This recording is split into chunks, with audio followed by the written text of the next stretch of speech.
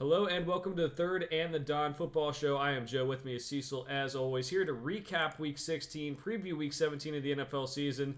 We've got a lot to talk about this week. Cecil, how you doing? I'm good. I'm in the fantasy finals in one of my leagues, so that's awesome. Another interesting week of football. I hope everyone had a happy Festivus and a Merry Christmas. I sure did, and ready to get into the final couple weeks of the NFL season here. Yeah, I literally made one of the finals. I'm in two different fantasy finals.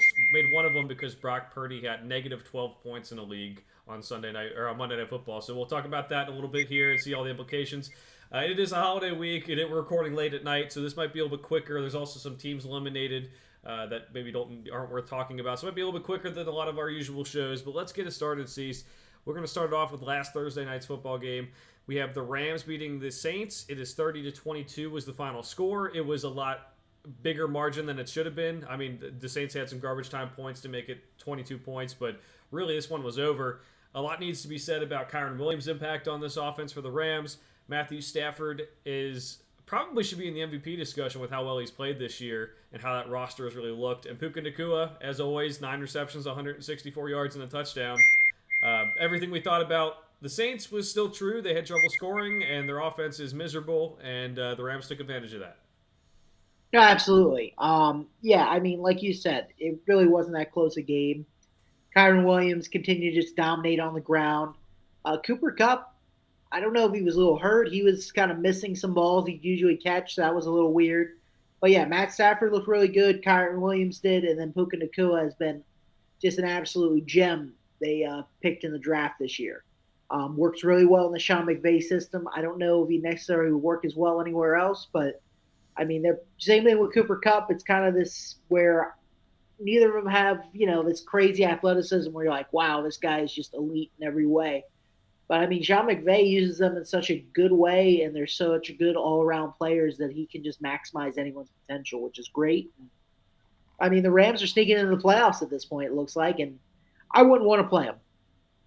I wouldn't either. They're hot, and if you have one game, you might be if you have one game to prepare for as an NFL coach, you might want Sean McVay as that coach to do it. So if they make the playoffs and maybe get a decent matchup, they could win a game.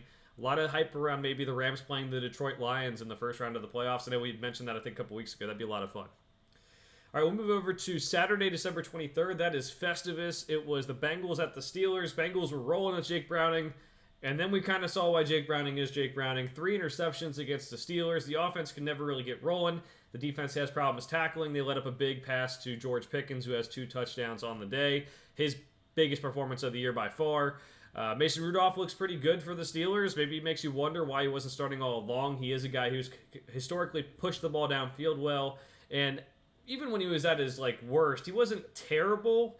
Well, we've seen Kenny Pickett and Mitch Trubisky be pretty bad at times too. So we'll see Mason Rudolph maybe can get Mike Tomlin to another winning season this year. Yeah, I mean, the Bengals, I mean, their flaws were shown in this game, which is to be expected. Jake Browning, he tried to open it up and he forced some things downfield he shouldn't have. And just a lot of the same problems that have been going on with the Bengals team showed up. You know, Jake Browning doesn't always make the best decision making, especially when he's throwing it a little bit further downfield, if he does throw it. And then the defense, like you said, can't tackle people, and they let receivers way downfield catch balls, 20 yards down. We saw this in the Texans game as well. They just don't have an answer sometimes, it looks like. Um, it doesn't mean the team doesn't have a good roster and can't be built for success. They also couldn't stop the run in this game with TJ Reader out, and that was a huge loss for them for the rest of the season. I mean, yeah, I mean, there's really not too much to talk about with this game. I mean, the Steelers could be playing themselves into a potential playoff spot. There's a chance still. A lot of teams are still alive with 2 weeks to go, which is crazy.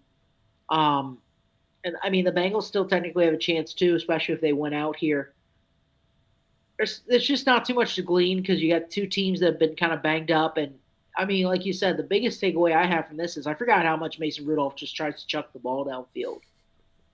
This next game, he'll probably throw 2 to 3 interceptions on deep balls and just get caught because teams are going to be ready for it this week. I think that was the big thing is the Bengals really have been used to the Steelers the last 2 years playing conservative.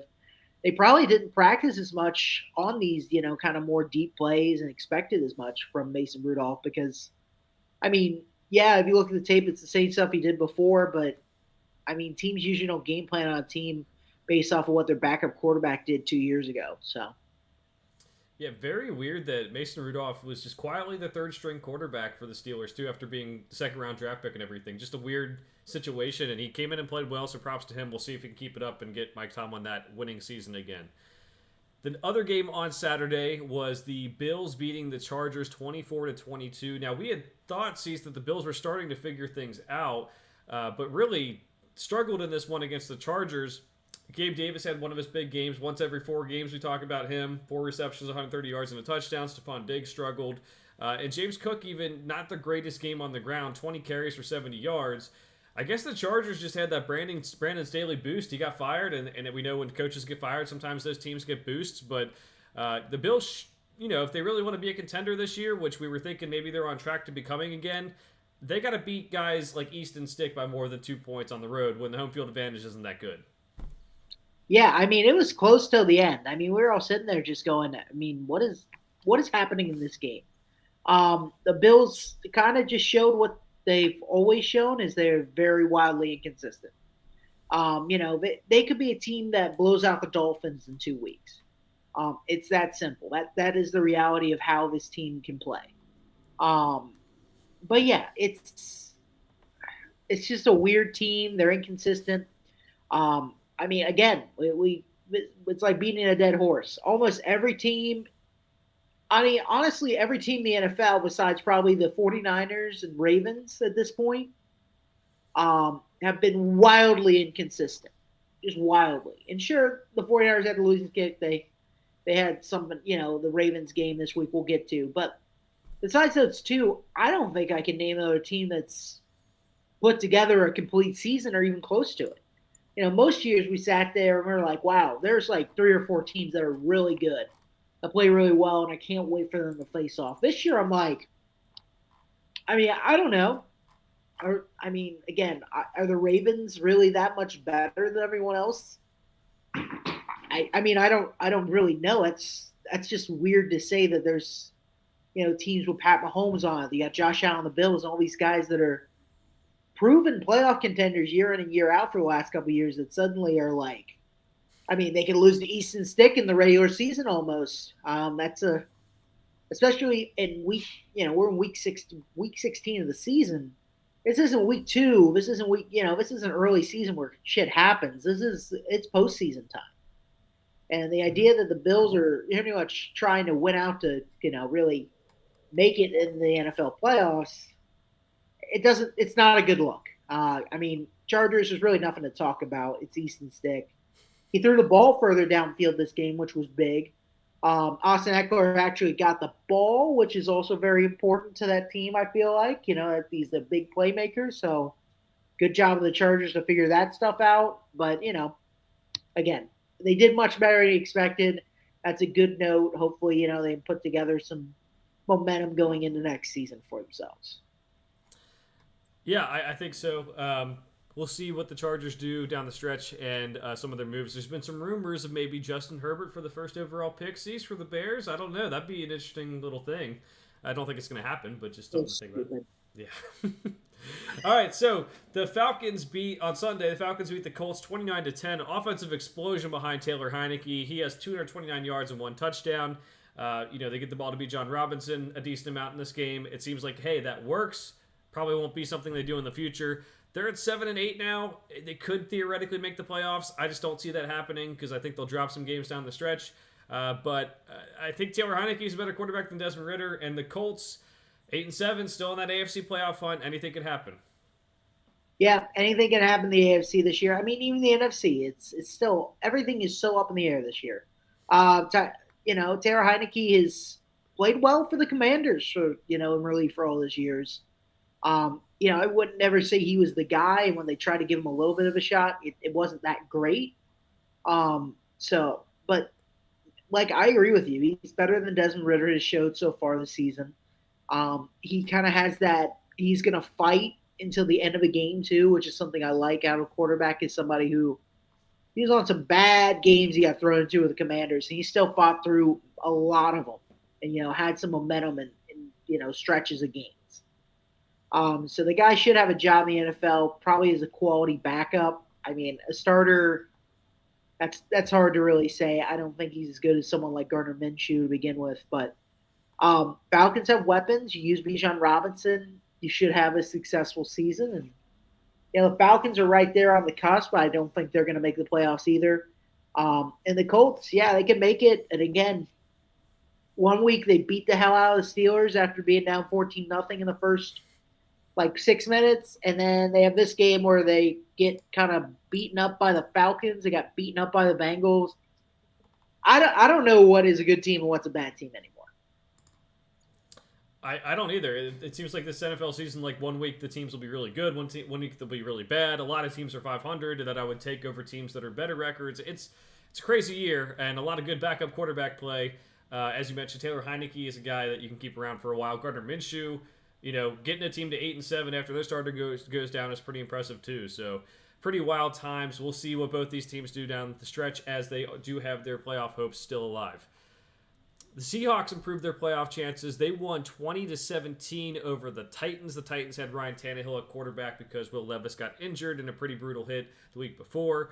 Derrick Henry had a pretty solid game for the Titans, but mostly I'll talk about the Seahawks here. Cease Geno Smith looking pretty good, looking pretty healthy after that groin injury a couple weeks ago. 227 yards, 2 touchdowns. He's been trying to use more of his wide receivers, spreading the ball out a little bit more. So Tyler Lockett had 81 yards. DK Metcalf has had his big games. Jackson Smith and Jigba had his big catch last week, or 2 weeks ago now at this point. They're 8-7. They're right. The Rams are 8-7. There's a lot of NFC West teams in this playoff picture. So we'll see if maybe they can push through too. It's going to be a wild couple of weeks of this NFC West matchups. Yeah, it absolutely is. I think both teams. I'd like both of those teams to make the playoffs. If we're talking about who I think would be the most exciting in the NFC playoffs, I think obviously Eagles/Cowboys are going to be in there as the 5 seed is whoever doesn't win the division of the East. But I mean, when you look through the rest of the roster, I mean the NFC North, I don't want the Vikings there. The Packers are pretty much out of contention at this point.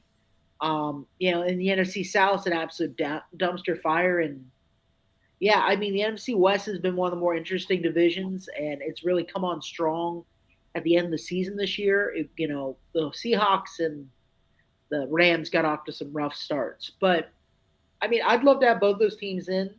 And again, I don't think those are easy outs necessarily for someone. I don't think they're going to make deep playoff runs, but they have a good coach. They have good coaches. Solid quarterbacks. Matt Stafford obviously better than Geno Smith.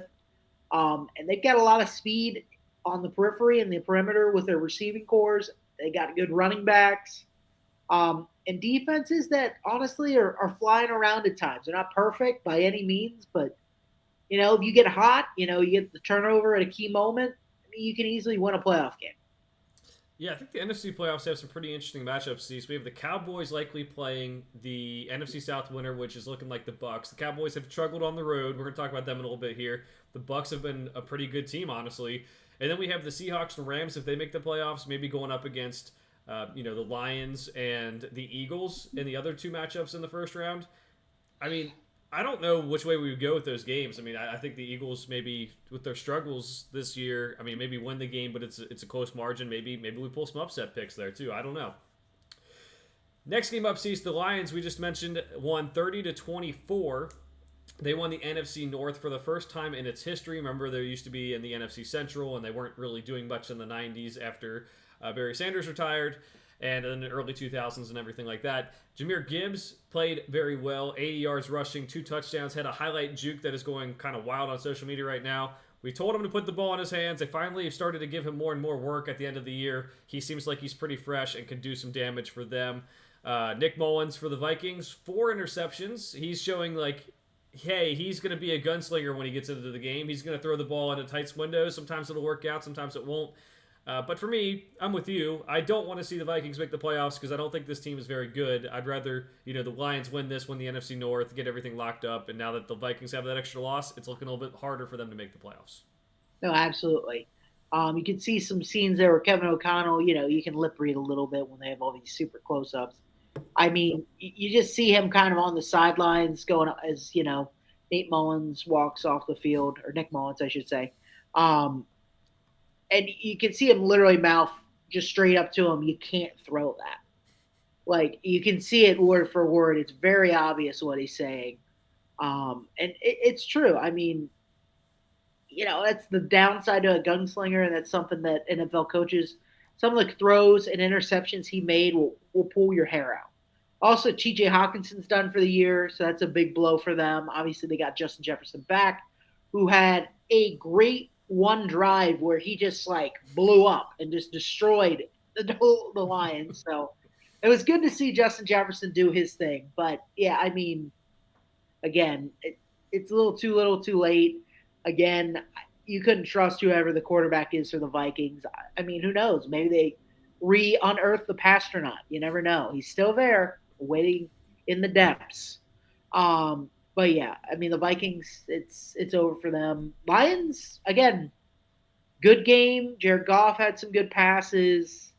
And yeah, I mean, both running backs had good games. And I mean, again, keep giving the ball to Jameer Gibbs. And honestly, I kind of like this where Jameer Gibbs is getting the ball, early on in the game and then kind of throughout, the two middle quarters. You kind of conserve David Montgomery for when you have that lead, and then you just pound it down the field. I think that's a great strategy. I think that's exactly the Dan Campbell style of football he wants to run.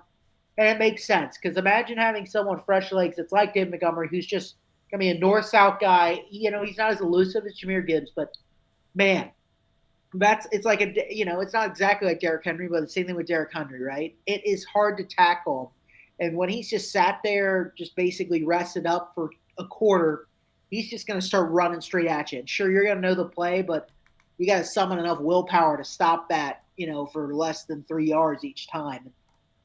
It's easier said than done. Those and that offensive line for the Lions are people movers, but they move on. Congrats to finally winning your division. I can't believe this is the first time ever. That's rough, but again, this Lions team, it's all going to come down to can they win that playoff game on their home field, regardless of who they play. It's hard to say for sure because they've struggled so much at times, but if they keep putting together good momentum like they put in this week over the next 2 weeks, and they got a big game against the Cowboys this week, so I think that's going to be a big, taste test to see if they are actually going to have the stuff to make it a deep run. I'm with you, and I do like David Montgomery. End of games, like defense is already worn down. You can seal a game with David Montgomery after Jameer Gibbs gives you the lead and everything. It'd be interesting to see if Detroit did play in the cold weather. They're obviously in a dome. What he would be able to do, like the Derrick Henry effect, like you said. We always said Derrick Henry at the end of seasons, but they're playing in a lot of domes. I mean, they just played in the Vikings, in a dome. They're going to be having a couple games, home games in the down the stretch in the dome and the playoffs as well. So interesting to see what can happen with this Lions team. I'm with you. I think they're one of the more intriguing storylines. And if they do get paired up with Matt Stafford, God bless Detroit fans because their hearts might break if they lose to Matt Stafford in the first round. Next game up, we have the Jets beating the Commanders 30-28. They went up big time in this game in the first half. They were up 27-7, but then Washington brings in Jacoby Brissett for Sam Howell. Jacoby Brissett's proving he's a top 32 quarterback in this league. He outplayed Deshaun Watson in Cleveland last year. Right now, he's outplaying Sam Howell, who had a pretty good stretch for about 2 months there, but the last month has been pretty rough. And he gets them close. They score 28 points and come all the way back, but the Jets are able to get the win with a Greg Zuerlein field goal with 5 seconds left. This is a game that means nothing, so I won't add too much to it other than Jacoby Brissett. Good for you, man. Yeah, good for Jacoby. Jets magically have an offense again against a team that's given up on the season. So it's really all there is to it. Both these teams, the Jets are going to hopefully pray that Aaron Rodgers comes back next year, which could be interesting. Maybe upgrade the offensive line and get him some more offensive weapons because, yeah, there's still some room for improvement. The defense is great, but the offensive side of the ball could use some upgrades in several places. And Commanders, again, it's a new ownership group. They're going to do a full rebuild and a full just reshuffling the whole deck. I mean, again, Sam Howell looked good for a couple weeks. I'll give it to him. But again, is that enough to really stake your franchise when you're a new owner? I wouldn't say Sam Howell is my guy. I mean, it didn't really matter what he did. It's just one of those things where You know, we're looking at his kind of his ceiling is like top 20 quarterback, and really his floor is out of the league. So that's the reality. So I wouldn't start a franchise with that guy either. The new owner knows probably what it's going to take a couple years, and he's going to find the right staff, the right general manager, and they're going to just build it from the ground up. Definitely looks like Ron Rivera maybe was giving up, and then Jacoby Brissett goes in and keeps him there, and now Jacoby Brissett's going to start the last two games. I don't know if that I would start Sam Howell, honestly. Like, at least give him more reps. He's a young guy. Jacoby Brissett's not your future guy, as much as I do think he's a top 20, 32 player. Just, start Sam Howell. You need to know what's going to happen in the future, but I guess maybe Ron Rivera knows he's gone anyway, so that's kind of what's going to happen. All right, Cease, the Packers beat the Panthers 33-30.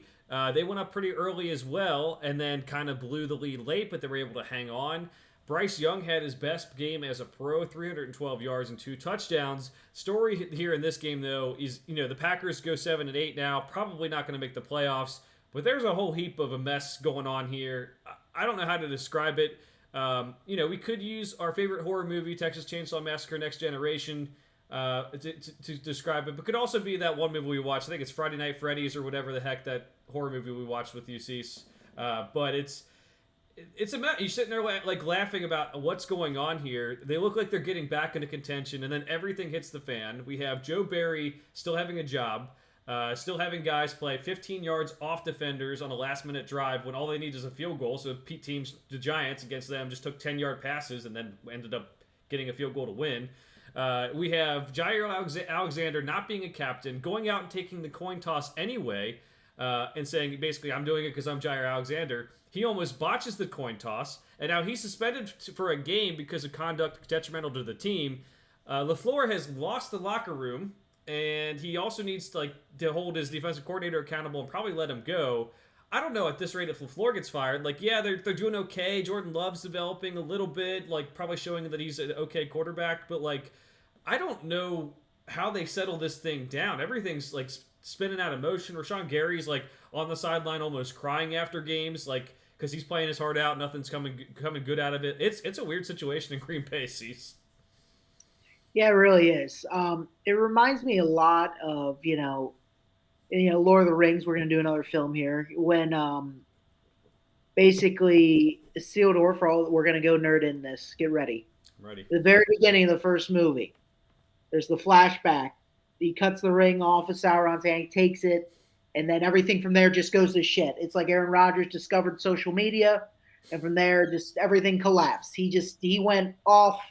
He ended up just dying, shredding his knee, going to New York, and the Packers organization has just completely fallen apart since that point. So it can happen. He got corrupted, and now the Packers are just terrible. And it's not all, oh, Aaron Rodgers left, we suck. It's just Aaron Rodgers, as much as he wasn't the problem in Green Bay, as much as he is a lot to deal with and he's become a nuisance at times, they was still winning a lot of football games for a very long time, even with all this stuff going on in the background. The reality is the organization over the last probably pretty much since that point that Aaron Rodgers had his down year and they drafted Jordan Love, that is kind of where everything has gone downhill. That was the moment you can look. Pretty much, honest to God, it's pretty much since Ted Thompson retired. Pretty much since that point, because Brian Gutekunst, the current GM, pretty much took over right then, I believe, on that draft or the draft right before it. It's not been good. It's been a very slow burn of, Mike McCarthy got fired, and that was the right decision. Matt LaFleur came in, and instead of finding something that worked with Aaron Rodgers and Matt LaFleur, it just became this weird coexisting hatefully. Aaron Rodgers didn't want to play Matt LaFleur's system. Matt LaFleur didn't really want Aaron Rodgers to do things his way. They both just happened to keep winning games, so it kind of just existed, but it was, a tension boiling over for years that's led to what we see now. But they didn't hit on draft picks. I mean, we're talking, reaches with like Quay Walker. We've just seen reach after reach in recent drafts. They finally got receivers after all these years, young guys that'll probably be good over time. But again, they could have started this all 3 years ago and not drafted Jordan Love. Taken T. Higgins or one of the other receivers. We're talking Michael Pittman, guys, Brandon Ayuk. These are all guys that were drafted after Jordan Love was. And each one of them, it could be a number one receiver. And, Aaron Rodgers may have not missed Devontae Adams as bad. Devontae Adams may have never left and he didn't feel like Aaron Rodgers was basically trying to leave Green Bay at any damn time. Like, Mm-hmm. so, yeah, it's an organization that's no one really to blame but itself. I mean, at this point, I think the GM, I think the coach, I think it's just you got to go in a different direction because the reality is this team is it's not good, and I don't think it's just going to be you strap a new head coach in and they're going to start winning games. I think it's just I don't know if they're fundamentally figure. I don't think they're fundamentally doing what they need to do as an organization to continue to win. I think Aaron Rodgers propped the team up for about 3-4 years, and then you kind of just saw everything was wrong. And if Matt LaFleur doesn't get fired, for the love of God, Joe Barry better. I'm with you on that, Cease. I do think things will get worse too because they're not a team that usually signs a bunch of free agents. A lot of their young picks are having to start producing now, and they're not really living up to the hype. Some of their older picks, like guys like Aaron Jones, Jai Alexander, Rashawn Gary, are probably trying to find their way out of Green Bay at this point. Like if they're free agents in the next couple of years, they'll probably leave, and then if they don't sign the free agents to replace them, they're going to go back to mediocrity. They're really going to need Jordan Love to step up and really draw some free agent talent to Green Bay. And he's done fine, don't get me wrong, but he's not at that level where he's going to draw players into Green Bay. Next game up, sees we have the Browns beating the Texans 36-22. Joe Flacco, elite again. We're going to talk about him again. 368 yards, sorry. 3 touchdowns and 2 interceptions. He's throwing interceptions, but it's not in like areas that are critical either, which is important for the Browns because they're getting guys going. Lamari Cooper, 11 catches, 265 yards, 2 touchdowns. RIP if you had him on your fantasy bench this week. It's just a tough week to have him there. Case Keenum loses his first game as starter of the Texans. Really, what I think this game shows is C.J. Stroud is very good and very important to this team. I think they've had some injuries like Tank Dell and everything, but probably a different game if he's available. Oh, absolutely. I mean, C.J. Stroud is definitely the most important part to the Texans. Um, I mean, the Browns, Joe Flacco is honestly, Joe Flacco can make mistakes. So that's the thing, and it's kind of like the infamous Jameis Winston, like 30 touchdowns, 30 interception year. Um, it's just one of those things where it's like you're going to score some points and you're going to have a lot of turnovers, but the Browns have a good enough defense to, bend, don't break and, create some scoring opportunities of their own. But if you're telling me, I will take 360 yards, 3 touchdowns, and 2 interceptions with that Browns defense every day of the week, 100%. Unless you're throwing those interceptions right on your own like goal line or something, there's a good chance they're not going to get a touchdown off of it. And I'll take it. I will 100% take that with the team that's constructed, and it's a lot better than what Deshaun Watson was. So I'm sorry to ask the question of what do we got to do to keep Joe Flacco in Cleveland? If you're Cleveland Browns GM at this point, I mean, are you really going to put Deshaun Watson back there? Like, Deshaun Watson has not done any of this yet in a Cleveland Browns uniform. Joe Flacco seems to be doing it weekly. So my question is, and the offensive line's more banged up than it ever was. And also, people want to say, oh, Deshaun Watson has played football. Joe Flacco was sitting on a couch for half the season. Like he was basically semi-retired because he wasn't doing anything. He wasn't getting worked out. He wasn't doing shit. So, yeah, the Deshaun Watson, they're stuck with him either way. But the reality is, if you got to pay him to sit on the bench and Joe Flacco's giving you the most chance to win, you guys want a postseason game with Joe Flacco? I think you try to sign Joe Flacco for cheap, and if you can, start his ass. Yeah, I'm with you. I think you got to go with the players who help you the most. I would have said, hey, maybe you should keep Jacoby Brissett, but they didn't want to do that either. Jacoby has a good game. Jacoby's a good quarterback. Joe Flacco is playing well. If you can get him to return another season, it seems like the fans of Cleveland are vibing with him. The locker room is vibing with him.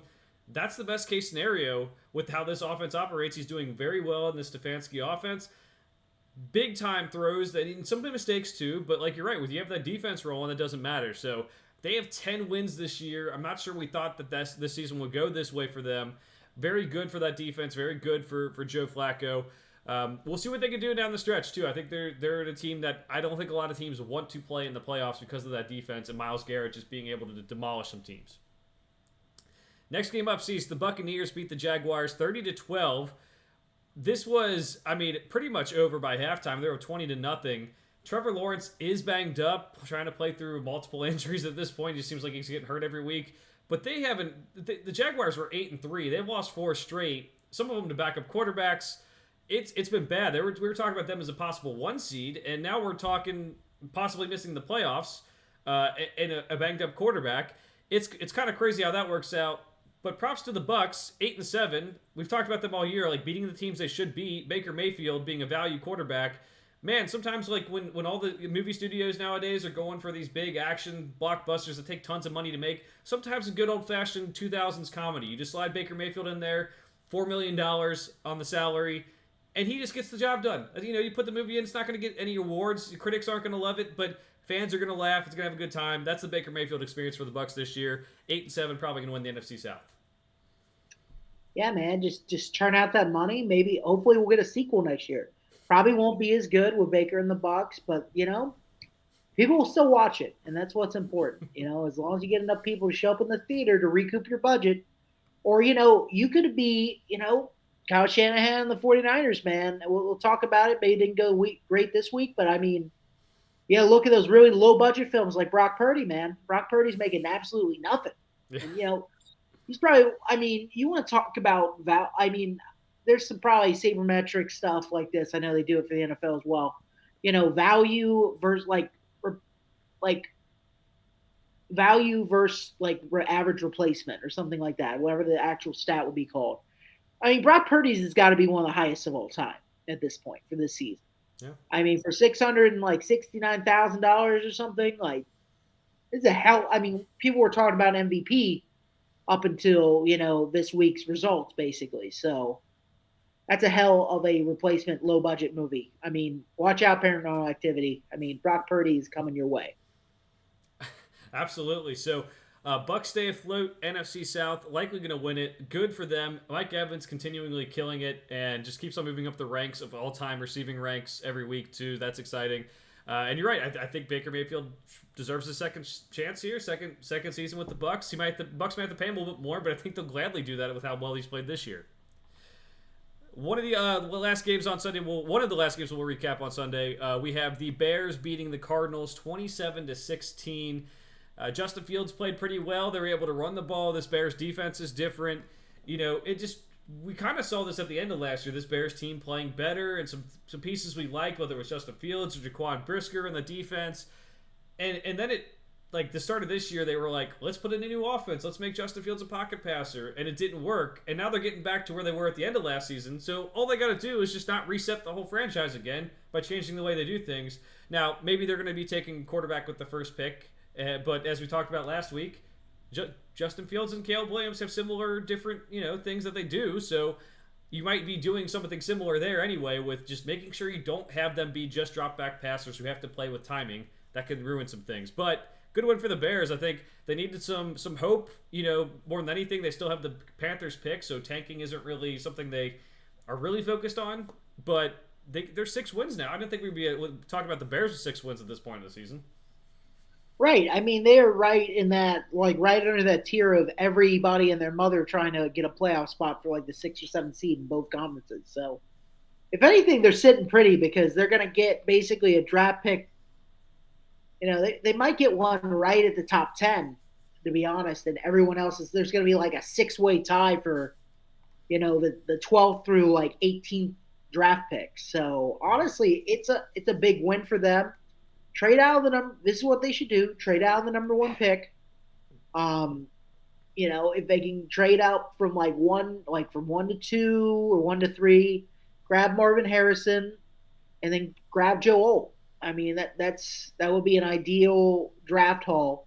And honestly, you could then take another impact first rounder at that point because you'll still have your own pick. So, or maybe, you can figure it out. You can move up and down. You can find some guys, but if you can find a quality left tackle, you can find, someone like, again, you can find a high quality receiver like Marvin Harrison to pair with DJ Moore. We're talking about a pretty good looking offense because you've got some guys at running back. You already have, DJ Moore there.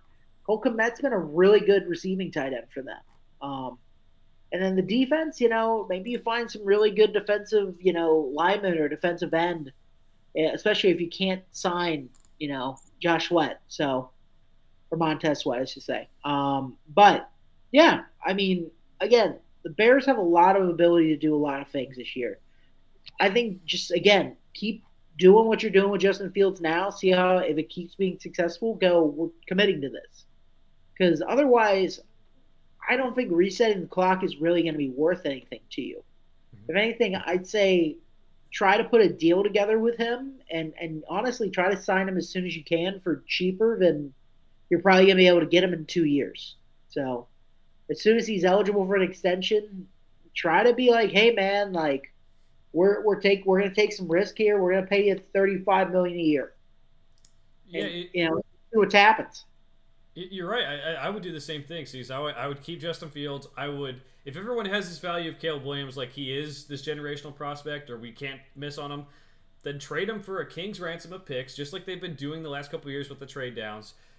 And when you do that, you can move to 2 or 3, get Marvin Harrison Jr., and then with your own pick, which is around like 10 ish, this is a deep tackle class too. This is a totally ideal situation. If you're trading the number 1 pick, you're likely getting a second round pick or a third round pick this year as well. You could get like several impact players. You can go from being a team who wins 6, 7 games this year to winning 10 next year, especially in that division. Talk about the Packers and uncertainties. The Vikings don't even know who their quarterback's going to be next year. The Lions will probably still be good, but still have some Jared Goof moments. So there's you could take Caleb Williams, but then like you're restarting the clock, but you're also restarting the development process. You're not going to have as much of a team to put around him as you could be if you trade the pick. So with you on that one, I would like to see them keep Justin Fields. Would like to have Marvin Harrison in that offense. I think it'd be a lot of fun.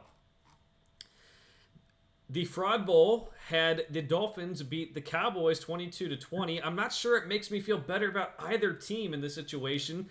Jason Sanders was the player of the game for the Dolphins. A lot of field goals in this one. Cowboys played well at times, but other times they forgot CeeDee Lamb was available or something like that, because when they did throw him the ball, he was like the best player on the field, which is saying something when you have, Tua and Dak and Tyreek Hill and Raheem Mostert, who's had a great season. So this game was close, but I don't think, like, at the end of the day, I'm not sold on either of these teams being able to go win these tough playoff games after watching this game. No, I mean we're talking about a Dolphins team that just literally stalled out at the 50. It felt like for the entirety of the game. Like it was kind of painful at points, especially as someone who has Tyreek Hill on their fantasy team, someone who is has Tua, someone who's watched the Dolphins all season, and knows they can be like super explosive. And they have like a play and they move the ball downfield, and then again 50-yard line happen, and they get to the 45 and it'd be 4th and 4. I'm like, let's go for it, let's make something happen. And nope, just another field goal. And I mean, it ended up being a winning strategy, but yeah, I don't know. I mean, yeah, I don't feel good about either of these teams. I've never come out of a game where two top rated teams play each other, and even the victor, I'm not even like, yeah, it was good. I'm just like, it pretty much showed that neither of you have enough ability to really just win. Like, it would have been better if they just had a shootout of touchdown after touchdown. I feel more confident, but it was a lot of field goals and just drives stalling out in the middle of nowhere. A lot of Mm-hmm. punts and long field goals. So, yeah, that doesn't usually get it done very long in the playoffs. Again, if it's in Jerry World, is it a different outcome? Probably, honestly, than what the trends say. But Yeah. the Dolphins get the win. They needed it. It's key for their playoff hopes. Um, but yeah, overall, like you said, I'm not really confident. Can't really know what to really take away from this. Yeah, I'm not either. I know there's a lot of injuries on both offensive lines that really affected play as well. You got to rest those guys up and get healthy because something's got to change with these offenses. Stalling out for the Dolphins and for the Cowboys, just dumb thing. Like CD, like, try to get your best players the ball. Get CD Lamb the ball there. So these teams are very solid, right? But I don't know where we're going to go here. I don't know if I can pick them in the first round even in the playoffs, which is crazy to say because they're 10-5 and 11-4 in a year where that is actually a really good record at this point of the season. Sunday Night Football, we had the Patriots beating the Broncos 26-23. Bill Belichick pulls one out of the hat here. Chad Ryland kicks a 56-yard field goal to get the win. We kind of make fun of people for taking kickers, but we'll give him their props too. He hit the field goal. He's had maybe not the best season of anyone, but hit the field goal to give them the win. They have 4 wins now on the season, maybe playing themselves out of the way of drafting a quarterback, but we don't know what their whole future is going to be like with Bill Belichick anyway. Now, the actual story with this game probably is with the Broncos. Russell Wilson's actually played fine this season, but we're starting to hear reports of maybe some trouble in paradise because he is playing well and they were on a winning streak and on the track to make the playoffs. They wanted to bench him because he would not waive his injury guarantees. And then what ends up happening, this happens like 5 weeks ago after the Chiefs win, they decide, like they threaten to bench him because of it. Now they're benching him in week 17 because of he won't waive his injury guarantees, which makes no sense because he got him to a point where they're at least still in contention for the playoffs.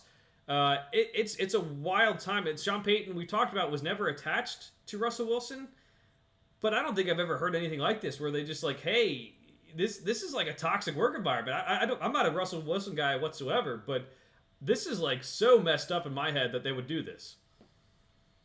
Right. It is really weird. This whole it's guaranteed for injury. Like if you get hurt, you're like they're screwed basically. It's like it's a weird contract thing. I mean, it's not fun for football. It's not fun for Russell Wilson. It's very awkward and can build a lot of distrust within your organization. Again, a lot of us will sit here and play, GM, get in the GM chair and try to be like, I could do this. I just make these moves, and these moves, and just put a bunch of numbers together and go, I've just built the perfect roster. But the reality is, football isn't just that. Otherwise, we'd have very much different outcomes that comes to championships and top teams. It's not all about that. The reality is, you've got a head coach who doesn't want the quarterback that's there, which they spent a ton to bring there.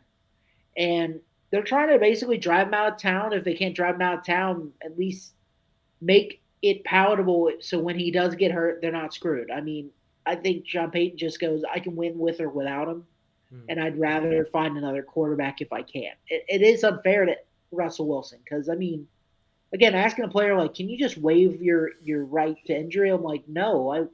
Like, if you were an employee and your employer asked you to do that, you would absolutely never do something like that. Like 100% of the time. Like, and that's the thing. I think a lot of us go, treat NFL players like it's something else than it is, but it's like, this is their career, this is their job. We're talking, millions and millions of dollars, which they worked for and earned, and they negotiated into a contract. Like, and for them to just go back and be like, actually, no, like, we don't want that. I mean, I would do the same thing Russell Wilson would say. I'd be like, I mean, I played well enough to get us to this point, and now you're basically telling me if I get hurt, you're not going to pay me. Like that's what you're telling me is that you just want to renege on what you've already kind of set out. Like you said, like it doesn't look good. And again, maybe it looks good in a video game. I would do it in a video game 100% of the time because I go, yeah, let's unload this contract. Let's find somebody younger, cheaper that I can build around with more weapons. I mean, sure, but the reality is, what's the sense of the other players? If you sign a big contract in Denver, you're going to get canned really quick. Basically, if shit goes wrong, like you're not going to be there like very long, and the organization's not going to treat you well. Yeah. And yeah, that's a bad look for an organization, especially one that's going to need to sign some free agents and build stuff because they don't have a lot of draft capital. So Weird move. I don't necessarily agree with it. I think it's bad for the brand of football. I understand, if you're the GM of the Broncos specifically, you may just want to do whatever you need to unload Russell Wilson's salary, which I agree with. You should unload it. Doesn't look good though. It's bad optics. I think it's bad for the brand of NFL football we're trying to go for, which is competitive and fun to watch in all facets, and every game is entertaining and everyone has something to play for. That's what the fans want. And that's what us as analysts want. But the reality is, I understand why they're doing it. It just doesn't sit super well, and Russell Wilson could get hurt, though. It's just the problem is the Broncos should have never made that deal in the first place. Mhm. And they've just spent a lot of time trying to dig themselves out of the hole they've had over the last couple years. Yeah, two more points on the Cease. If you put a blind resume with Russell Wilson, Baker Mayfield, Matthew Stafford, Patrick Mahomes would probably be like the one you wouldn't take if you put the blind resumes out there. They would be the last one. So like, there's guys who are playing good football, and Patrick Mahomes is playing. We're gonna get to their game in a second. He's not playing great, but he's still, you would take him over a lot of quarterbacks. So it's funny that that's happening, and they're also doing this so Sean Payton can see Jarrett Stidham in his system. I think we've seen enough of Jarrett Stidham personally. Just that's just me. I mean, you know what you're getting. They're going to need a quarterback this offseason, and that's going to. I don't know. Does Russell Wilson go to Atlanta? Does where does Sean Payton go for his quarterback? Does he actually stick with Jarrett Stidham because it seems like he's a crazy man right now that he wants to do this? I have no idea. We'll figure that part out later. Mentioned we're going to get to the Chiefs game next. The Raiders beat the Chiefs on Christmas Day, 20-14. Antonio Pierce doing a very good job with this Raiders team. It's a lot of running the ball, playing defense. Josh Jacobs was out for this game, but Zamir White steps in, the rookie out of Georgia, 22 carries, 148 yards, 45 yards. He had a very good game. The Chiefs, time to start talking about, one, is Taylor Swift cursing them? We've talked about it plenty of times. Two, yes, the receivers aren't good, but is Patrick Mahomes not playing well too? Because 235 yards, one touchdown, one interception against a Raiders defense, who again is playing better with Antonio Pierce, but still the Raiders defense. I don't know. I think the Chiefs have some pretty big problems. I thought, I think maybe you too, Cease, but I thought personally they would figure it out by the end of the season. It's the end of the season. They have not figured their issues out. If anything, they're getting worse. Yeah. That's what's really concerning. Um, I think I don't think Travis Kelsey. I don't think it's Taylor Swift per se. I think Travis Kelsey is. I think it can be a distraction to him. I don't think it's a distraction to the team as much. I think it might be a personal distraction to him. I think he's very busy, kind of trying to build his post-football career. And I'm not saying like their relationship is a sham. That's not what I'm saying. I'm just saying he's got a lot of things that Travis Kelsey's been focusing on a lot of things. So is Pat Mahomes all the time. I mean, they're in a billion commercials.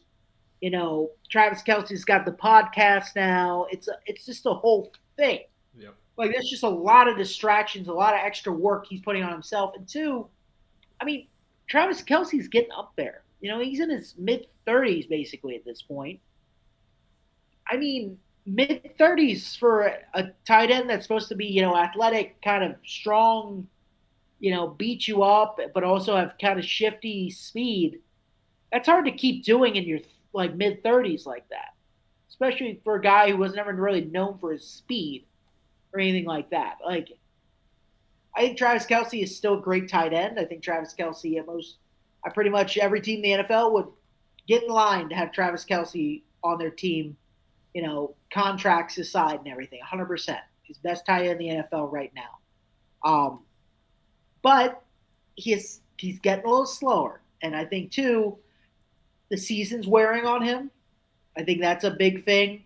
These are long seasons for these guys, and again, it's easier to do it when you're younger. But we're talking 4 months of just basic punishment to your body, week in and week out. And again, teams are keying in on him. It's harder for him to do anything because there is nobody else on the Chiefs. Rashee Rice is there, and he does some things at times, and Isaiah Pacheco runs the ball. But, I mean, when it comes to the red zone or anywhere on a key play, Travis Kelsey is just getting destroyed the line, and there are just two guys all around him at all times. Like, that's what I would do as a defense too, is just go, I don't care what's happening. We're going to jam up the line. There's going to be another guy to help with leverage, and it's not going to be Travis Kelsey. That's the reality. Is I'm not going to let Travis Kelsey catch this ball. Someone else catches it, that's fine. But the reality is these guys drop balls, and it's a lot. Honestly, drop balls are a lot like bullpens in baseball. Year to year, they're unpredictable. It's really hard to tell what's going to happen, but they've caught it bad this year, and I mean they've got guys that aren't clutch. They don't catch the ball a lot. They drop it.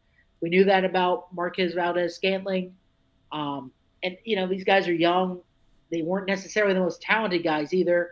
Kadarius Toney is probably the most talented of their receiving core that's there. The problem is he just doesn't put time into his craft. So, and he doesn't have the best awareness, as we saw with that offsides penalty as well. So again, I thought, yeah, Chiefs will be a safe bet. I think they'll be a team that'll be there in the AFC Championship game and probably could go to the Super Bowl again. Now, after this game, I mean, like me, just like it's a weird to just sit there and go, Patrick Mahomes is the answer. Like, yeah, I get elite quarterbacks can take you far in the NFL and can take you far in the postseason runs. We've seen it. But the reality is, some like all those teams I've seen that where the MVP, top quarterback in the league, or the Tom Brady years, like they still had weapons that would catch the ball at points. Like it's just Yeah. quarterbacks can't do like a running back can continue to run the ball. In the years where running backs were more important, like an Emmitt Smith or an Adrian Peterson, LaDainian Tomlinson, they could take over a game. They didn't need anybody else to do that. Quarterbacks do need help. Like they do need someone to catch the ball. I mean, Pat Mahomes almost had 50 rushing yards in this game just because they couldn't do anything. Yeah. That's pretty sad. That it's like you have the best quarterback in the NFL, one of the better talents in NFL history, honestly, and you can't get somebody to help him besides Travis Kelsey, who's great. But the reality is, you need more than one weapon on an offense, and I can't believe it's gotten this bad. And there's really been there's been no addressing to it. They've just kind of let it happen. They didn't go out and get a receiver at the trade deadline. Well, they did. They got McCole Hardman back, which that's not anything. And I mean, Antonio Pierce should have this job for the Raiders. So, to talk about that side of the game. I mean, at this point, you stymie the Chiefs despite their problems and everything. I mean, no Raiders team has basically beaten the Chiefs with Pat Mahomes. So they did it with an interim head coach. They put two back-to-back wins against divisional teams in their division as big wins for them. So I'm officially on the we need to sign Antonio Pierce as the next coach of the Raiders because, honest to God, I don't know how many other coaches that are of high quality are going to want to go there and deal with the dysfunction that's been there. Antonio Pierce has proven that he can get the team motivated. He's proven, he can handle himself and honestly can handle situations where they're winning. Like, he is a guy that it's fun to watch this team. It's fun to see them want to go out there and play. And they figured out a strategy to beat the teams they could never beat. They could never beat the Chargers here for a little bit, and they absolutely could not beat the Chiefs. So, yeah, Antonio Pierce, hats off to you. I don't know what Pat Mahomes needs to do. I don't know if Andy Reid, I don't know how to do it, but they need to find a way to scheme Travis Kelsey open. I've seen it earlier in the season on some kind of rub plays towards the end zone where, there's that kind of those crossing plays and nobody can do anything because it's within so many yards. But they got to find ways to get Travis Kelsey back in because it's just the only thing I see him do nowadays is it's just like a catch over the middle for like 8 yards, and then he maybe runs for a yard and gets tackled. Like that's just the only play I see him get involved in anymore. And it's just not. It's just not very creative either.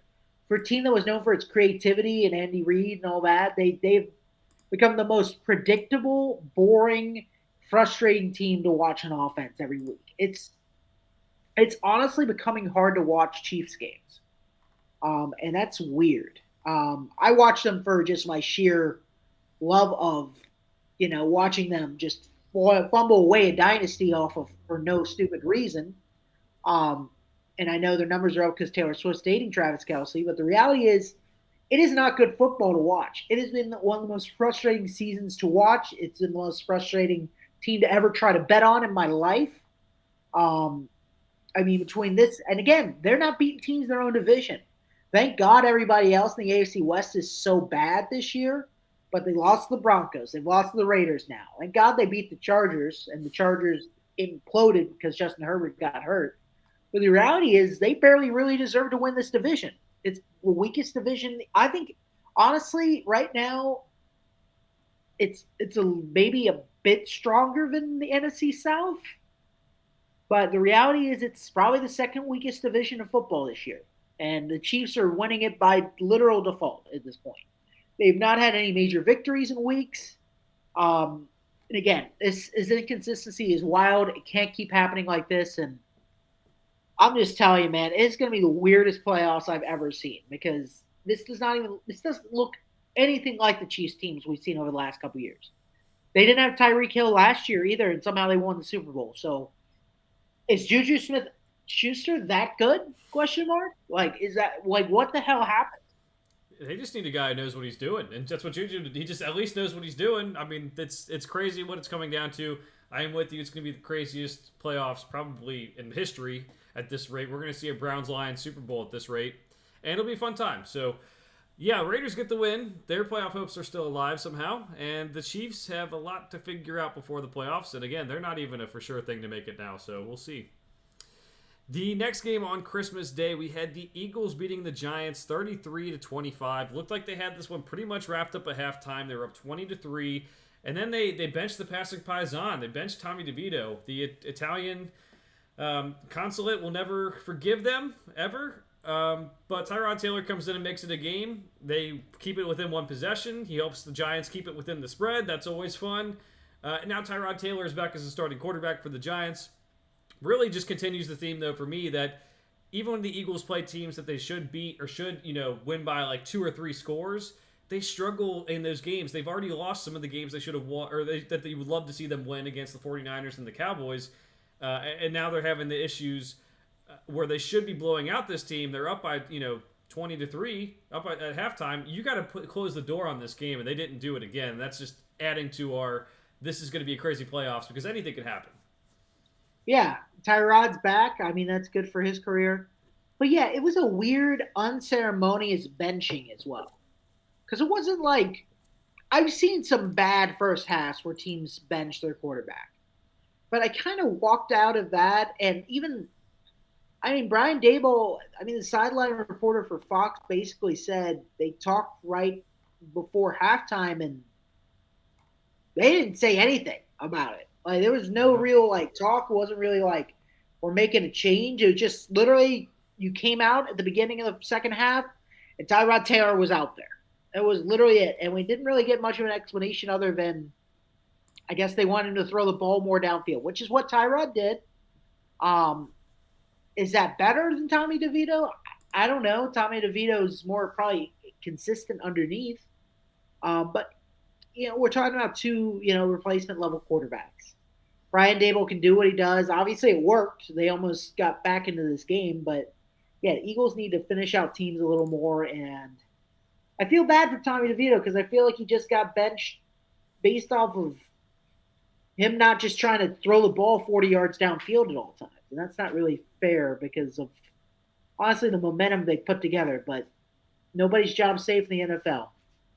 No one is, and he even said that after the game. Everyone's trying to come for your job. You got to step up. So at least he has some awareness with it. Hopefully, he can monetize and maximize the couple weeks of good football we saw from him because we may not see him for a long time. He'll probably have a backup job at this rate, but as with Mason Rudolph, we didn't see Mason Rudolph for like 2 or 3 years. So that's how it goes. The last game of the week, Monday Night Football, we had the Ravens and 49ers. Some were saying it is a future Super Bowl preview. If this is a future Super Bowl, then wow, we have the Ravens winning 33-19 on the road. Really, honestly, killed them. There was even the play where Lamar Jackson gets tackled by the ref for a safety. That's fun. But Brock Purdy throws 4 interceptions. 49ers are actually able to run the ball pretty well. Christian McCaffrey, 14 rushes for 103 yards. Not something you think you would say against the Ravens defense, but the Ravens offense puts up 33. They keep on forcing turnovers. That defense, it wasn't that they couldn't move the ball in the Ravens defense. It was they kept on turning the ball over. And Kyle Hamilton had a big day. We've been big Kyle Hamilton podcast over the years, back to his Notre Dame days. This was a game where I think it could be closer if they played again. I do think the Ravens match up better with the 49ers than other top teams. So, like, this week the Ravens are going to play the Dolphins. That's a totally different matchup than the Ravens playing the 49ers. Good win for them. I think it shows that they are a step above this year than what they usually are. Lamar Jackson's healthy. Todd Monken is a great offensive coordinator, and he's showing that. So, good win for the Ravens. The 49ers have some things to clean up. Yeah, absolutely. I think the Ravens played really well in this game. You could just tell watching this game how hard the Ravens were hitting. Like, you could see them come off the ball, especially in the second half when they had that lead. That defense was flying around, and you see that from the 49ers a lot too. You see these strong physical teams like that, and you see truly kind of where this, like, elite banner can come in, because both teams kind of really tried to show that in this game. Like you said, I think this game is a lot closer if they play again. If it becomes a Super Bowl, I think it's going to be very different.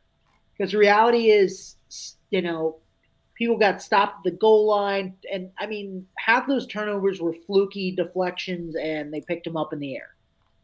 And, once you throw 2-3 interceptions, your confidence for the day is kind of shot.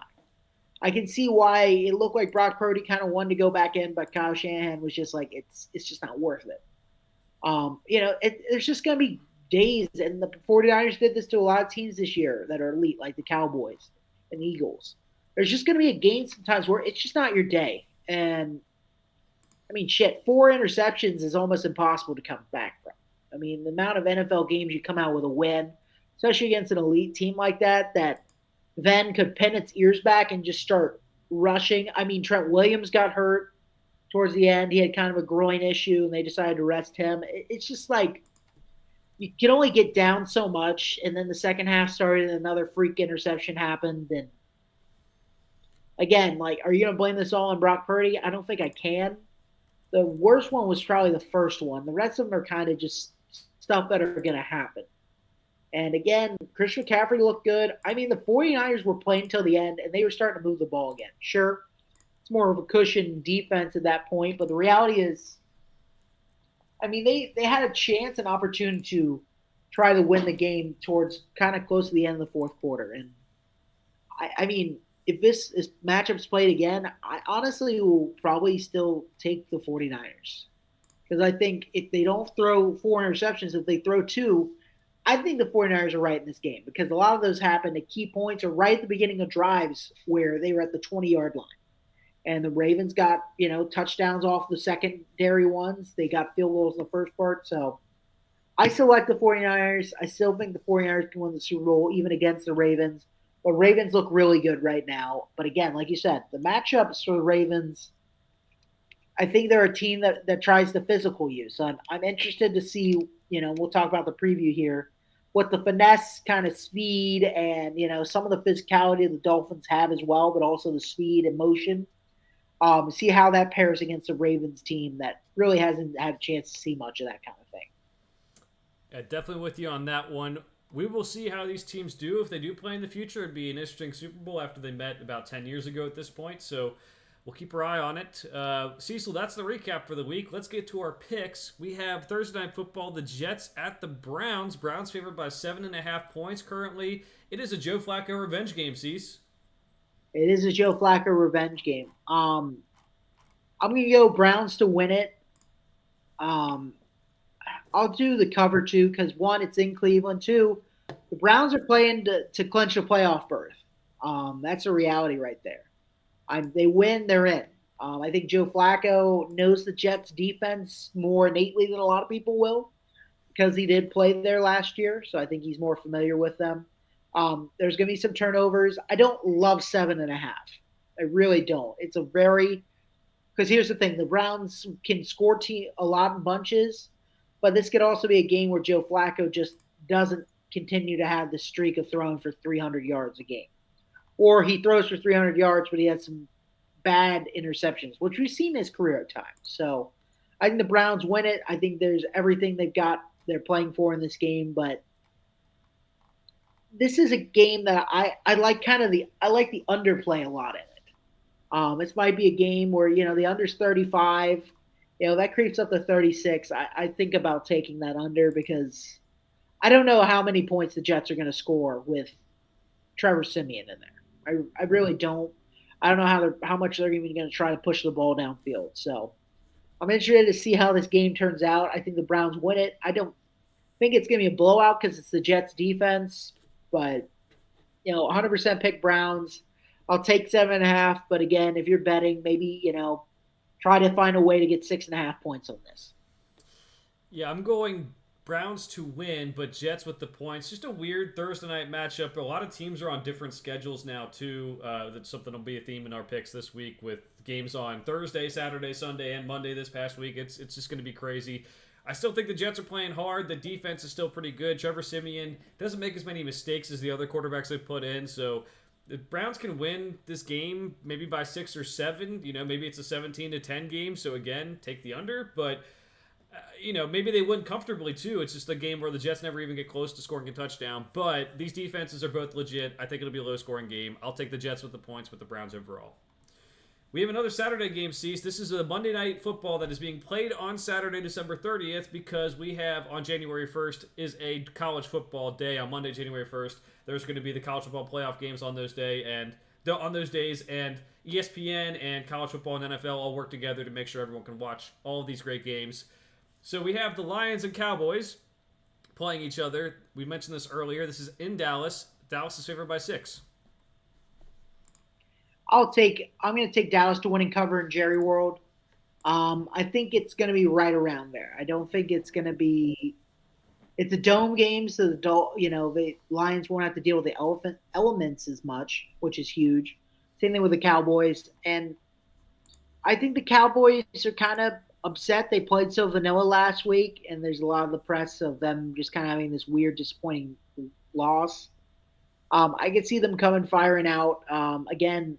I mean, the NFC East is alive. They can take it, and I mean, there's still a chance. The Eagles slip up, they can be right there.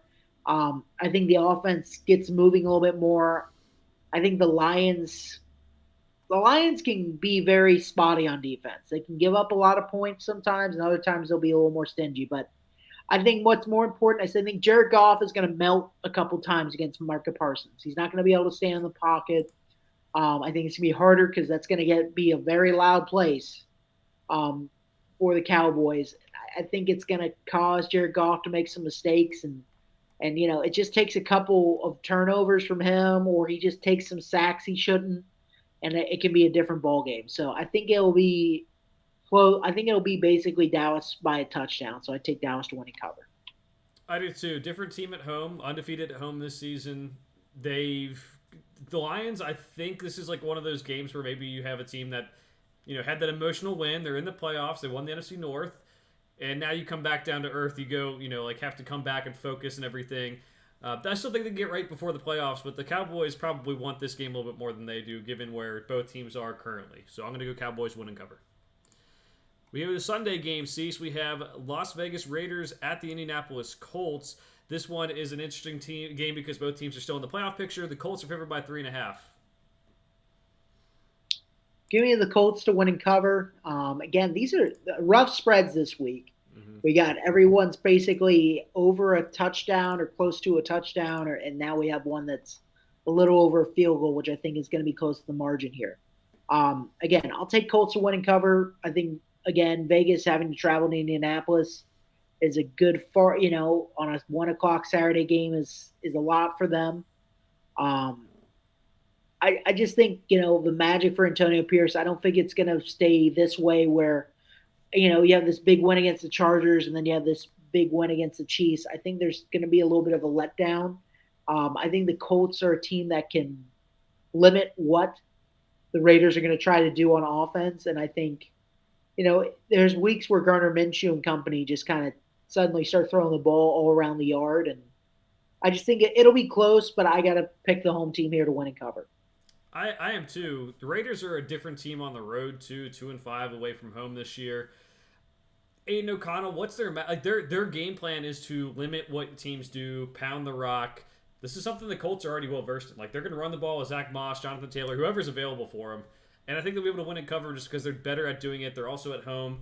No report now sees whether they're going to have the roof open, whether they're going to have the windows open. I imagine they close it because they're getting soft. But Jonathan Taylor and the Colt will be a lot of fun to watch. So Colts win and cover. Next one up, we have the Atlanta Falcons at the Chicago Bears. The Bears are favored by 3.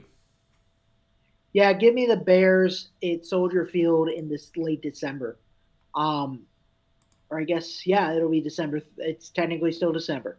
Um, but yeah, I think they've let Justin Fields open up a little bit, use his legs. It's going to be a hard team to tackle. I think the Bears are going to be physical. And again, we're talking about a dome team coming in and playing the Bears. So I'm going to pick the Bears to win and cover a small spread. I am too. They're better with Taylor Heineke, but the Bears are just a different team since they got Montez Sweat. That defense is a lot better, and they're going to be able to run the ball. Khalil Herbert had a pretty good game last week. I think they're able to win the game and cover at home. We have the Carolina Panthers at the Jacksonville Jaguars. Maybe a little bit different of a matchup than we thought a couple of weeks ago. This one we have the Jaguars favored by 6.5. I'll take that. It's a touchdown. I think the Jaguars should win by that. They should win by more, honestly, but the reality is they've been very inconsistent. So I will take that one. I'm comfortable taking it. I don't think Bryce Young's going to have two great performances back to back. Again, one of the top takeaway teams this year has been Jacksonville. Young rookie quarterback that's been prone to turning the ball over is Bryce Young. So love of God. If the Jaguars screw this up and make this too close a game, they don't deserve to make the playoffs. I'm with you. He is banged up, but I do think the Jaguars will be able to win whether he plays or not. CJ Beathard's had some good tape in the NFL. Just get back on track with this one, man. This is a gimme. This is what you need one. There should be enough motivation there to get the job done. New Orleans Saints at the Tampa Bay Buccaneers. The Buccaneers currently favored by 2.5. Yeah, give me that. I mean, that's a pick 'em basically. The home team up 2.5, got to do it. Baker and company's been rolling. The Saints have been wildly up and down, and again, they're on the road, so I got to go with the Bucks, who could pretty much close out the division with this one. They've won 4 straight. We mentioned they win most of the games they should win. Seem like they're playing a little bit better right now. I'm going to go with the Buccaneers as well. Baker Mayfield gets the job done, and they solidify their spot in the playoffs. Arizona Cardinals at the Philadelphia Eagles are up next. This one has the Eagles favored by 10.5 points. Um, that's a rough one. I'm gonna go Eagles to win and cover. Again, we're talking about a team in a nicer, dome out in the desert, nice dry heat to a rainy, sad, cold place that is Philadelphia. So I think Kyler Murray could struggle a little bit in this one. I think, the Cardinals are just banged up in general. I don't think James Conner is going to be able to move the ball as well. I think the Eagles are going to clamp down more than they did. I think they did a little bit more in this last game against Saquon. Obviously he had some yards, but it wasn't anything crazy that happened. Um, I don't love it, but again, I'll take the Eagles to win and cover. I'm taking the Eagles to win, but I'm taking Cardinals with the points. Mentioned all season long, the Eagles are a team that just can't put away opponents and can't win games by double digits a lot of times, or should win by more at least. And the Cardinals are a feisty team. They'll still play teams tough. Yes, it didn't go well against the Bears, but the Bears are playing good football, and it is a road game. I think this week they rebound and keep it close on the road. Eagles win, but the Cardinals with the points. Next one up, we have the San Francisco 49ers at the Washington Commanders. The 49ers favored by 13 on the road. Yeah, I could see this being the game, the get right game for them. They're just going to wallop them, honestly. So give me the 49ers to win and cover. Same here. I did not want to be playing them after a loss. They're going to need to get Brock Purdy right. I think even if they're up during this game at certain points, they're not going to take their foot off the gas. Kyle Shanahan will make sure they get this offense right. Los Angeles Rams at the New York Giants. The Rams favored by 5.5 now on the road. Even better. I would take them at 6.5. Give me the Rams to win and cover. The Giants looked a little more feisty last week once they put Tyrod Taylor in. But again, I don't think that's going to be enough. And again, the Rams offense has been playing really well. I'm with you. I like Sean McVay. I think he'll have this game planned well. They have a lot on the line to play for. Tyrod makes me think about it, hesitate for a second about maybe taking the Giants because they did play so well with him in the game. But I think the Rams are ultimately able to win and cover on the road. We have the Patriots at the Bills. The Bills are favored by 13 points. Cease. I'm going to go Bills to win. It's a weird vibe. I mean, the Patriots are weird, and it's a weird time of year, and it gets cold. Um, I'm going to say they cover because I think it's one of if we've learned anything about the Bills, it's good game, bad game, good game, bad game. So I'm assuming last game was their bad game because it was Easton Stick and company and the Chargers. So I assume they'll play better in this one. So they should beat the again, they should beat the Patriots, and they should beat them by 2 scores. The Patriots are not any good. But the reality is, Belichick's had their number. This is a don't bet that spread kind of deal for me. Honestly, this is one of those games I'm 100% staying away from because one, the trend is bad. I mean, we're talking Bill Belichick, but it's hard to really rely on the Patriots to cover as well because the Bills have the firepower to easily destroy a team and win by 2 touchdowns. The problem is, it's just there's just too many. There's too much unreliable data to really say what's going to happen. Because if this was the Patriots team last year, I would take 13 points all day and say the Patriots cover that. They'll make it close. But again, it's end of the season. These guys have been out there for a while. The Patriots have nothing to play for. The Bills have everything to play for. I got to go Bills to win and cover. Bills win and cover for me. Don't take my word for it. I've been awful picking them against the spread this year, and that's mostly because, like you said, Cease, 1 week they're good, 1 week they're bad. They can't figure themselves out. They go on a little run of 2 game stretch where they play well, and then it's another bad game against the Chargers. I'll say they win and cover. They've been running the ball a little bit better. That should help. James Cook has been more featured in the offense. Joe Brady should find a way to exploit the Patriots defense, who has been good, but it is hard for them to hang on when their offense is so bad. Next one up, we have the Tennessee Titans at the Houston Texans. This one is going to be the second matchup of these teams in the last 3 weeks, so that's always fun for the schedule makers. The Texans are favored by 5 points, looking like C.J. Stroud's going to play this week, Cease. If C.J. Stroud plays, I'm going to say winning cover. If not, I think this spread is going to go way down, obviously. So I like what the Texans do with C.J. Stroud. I think they're a really good team. I think the Titans have been a really spotty team, and they've been letting teams stay in games with them. I mean, they just lost that game. They just lost that game. The Seahawks, they had pretty much won. They just kind of let it fall through their hands in probably the last 3-4 minutes of the game. So I got to pick a team who's been playing well with their young rookie quarterback. I'm going Texans to win and cover too. I don't think the Titans have much to play for. I think there's a lot of, I would say, not apathy, maybe apathy from the players, but like Tannehill knows he's gone. Derrick Henry's already talked about maybe it being like the last couple of games with the Titans. There's nothing to play for. It doesn't seem like a good situation. I'll go Texans to win and cover in this one and to get closer to that playoff spot. The last of the 1 p.m. games on Sunday sees the Miami Dolphins at the Baltimore Ravens. Ravens are currently favored by 3.5. It's in Baltimore or in Miami. Baltimore. Yeah, give me the Ravens to win and cover. Again, I think we're talking about a team that struggled on the road, especially this time of year is rough on some of these nice weather and dome teams. So I'm going to go again. It's not a very high spread.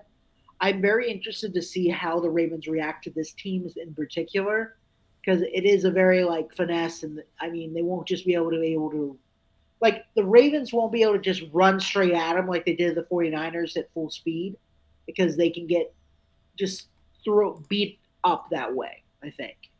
And I think Mike McDaniels runs a similar offense to Kyle Shanahan, but different. And I think he's definitely going to watch some of the tape he saw from this 49ers-Ravens game and try to figure out ways that he could do it better than Kyle Shanahan this week. So he basically gets a second crack at it with a similar offense. And again, I think the Ravens win it, and I think it's just too low a spread to pass up. But again, I could see the Dolphins pulling this one out just like they did against the Cowboys, not in the same fashion, but they're a team with a lot of speed, and that's something I think the Ravens will struggle more with than people believe they will. Yeah, that's why I'm going with the Dolphins outright with the points. I think the Ravens are coming off an emotional win. They're coming back home. They have one less day of rest than the Dolphins do. The Dolphins have had time to prepare. They had time to watch this game live and see what maybe the 49ers were doing and know what the 49ers were doing because, Mike McDaniel was with that offense. I'll take the chances with the speed. It's going to be 45 degrees. Doesn't look like there's going to be any bad weather. That could always change. But where we're sitting now, I'll take the Dolphins. I got the big win over the Cowboys. Let's get the momentum going. Maybe they can beat a couple good teams and go from maybe being a fraud to being maybe not a fraud after they beat the Ravens. Sunday evening games, we have the Pittsburgh Steelers at the Seattle Seahawks. A lot of playoff implications here with both teams being 8-7. Seahawks favored by 3.5. Give me the Seahawks at home. Again, tough place to play.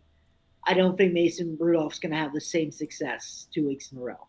I think the Seahawks solid. Again, this is a league that learns quickly. I think they're going to see exactly what just happened, and I think they have a better young secondary that's kind of gotten better, and they've got Reek Woolen back there, guys like that are going to stick like glue to George Pickens, and they're going to disguise some stuff and make Mason Rudolph screw up. So it's a tough place to go to on the road. I'm going with the Seahawks, winning cover. I'm going to Seahawks too. Been a solid team all year, maybe some skids here and there, but got to get the win here. The Steelers with Mason Rudolph on the road, across country and everything. I don't think they're a great team to start with. I don't think this is one they can win with how tough that environment's going to be, knowing that that team needs a playoff win or needs a win to get the playoffs. We have the Chargers at Broncos in the next game up. The Broncos are currently favored by 3.5. Cease. We got Jarrett Stidham versus Easton Stick. I'm gonna go. I like the Broncos defense better. I'm gonna go with them to win, but it's gonna be a weird game, so I'm gonna throw in the Chargers spread here. I'm gonna take the points with them. Again, too many unknowns. I wouldn't bet this game, but we're gonna pick them all. So Broncos to win, Chargers to cover. Going Broncos to win and cover. I mostly because I picked it earlier in the week with Russell Wilson playing, and I don't want to go back on my pick that I already had. I'll say they win and cover with Jarrett Stidham. He's had time in the offense now. If Sean Payton wants to see him, maybe he can do a good job. I don't know. The defense is still good as well, as you mentioned. And the Chargers don't have that boost of just firing Brandon Staley this week. They already used that last week, so I think the Broncos win and cover. Last of the Sunday evening games, we have the Cincinnati Bengals at the Kansas City Chiefs. This one is a spread of 7 points for the Chiefs. Honestly, if it was 7.5, I'd pick the Bengals. Honest to God, but I'm going to go the Chiefs to win and cover. It's in Arrowhead.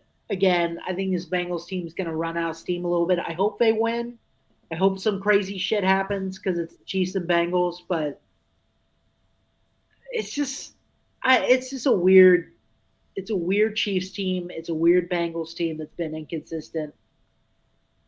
I don't think it's that. I mean, honestly, if you're a crazy person, put maybe a hunch money line bet on the Bengals to see if something crazy happens out there because I think there's a chance of it. The way the Chiefs have looked is really bad, and I think the Bengals team. I mean, these teams don't like each other. That's just straight up apparent, and I think the Bengals are going to be playing for more because they have to play to really keep their playoff hopes alive. The Chiefs don't necessarily have to, and I think the Chiefs can overlook the Bengals in this one. I think that's going to be a key factor too, is that they underestimate them, or it's just there's just so much going on. Again, it's a rough week because there's just so much that happened last week. There's a lot of, like you said, different games that were played at different times. I got to go with Pat Mahomes and company without Joe. These games have all been really close. With Joe Burrow, I just don't see it being as close without him. So Bengals I'm going to take the Chiefs to win and cover at 7 points. I'll take the Chiefs to win, but Bengals with the points. Just don't like the way the Chiefs have been playing. Extra day of rest for the Bengals. Extra 2 days of rest for the Bengals. A lot of time to prepare. I know their facility still wants to play for a playoff berth. You got to win this one if you want to do it. If they win this one, chances to make the playoffs I think go up to like 56%. Obviously, easier said than done, but I think they can keep it within the spread. Chiefs overall, Bengals with the points. If you're going to give me 7, with the way the Chiefs are playing, even more so than the way the Bengals are playing.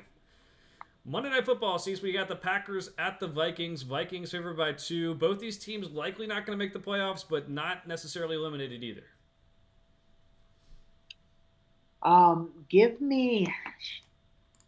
This is a rough one. Give me the. I'm going to go Packers to win. And what's the spread? Vikings are favored by 2, so you're taking the points there too. Yeah, give me the upset pick with the Packers. I like their quarterback better right now with Nate than I like Jordan Love more than Nick Mullins. And again, I just don't. I think there'll be some interceptions. Both these teams are kind of in a weird spot. I don't know what it is. I just trust Jordan Love more than I trust Nick Mullins.